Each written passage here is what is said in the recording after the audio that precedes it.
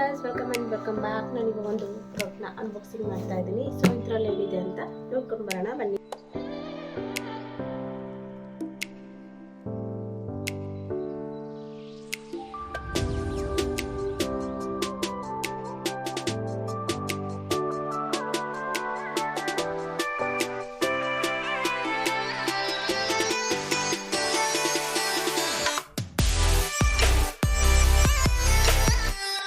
Bangle store ಮಾಡೋ box.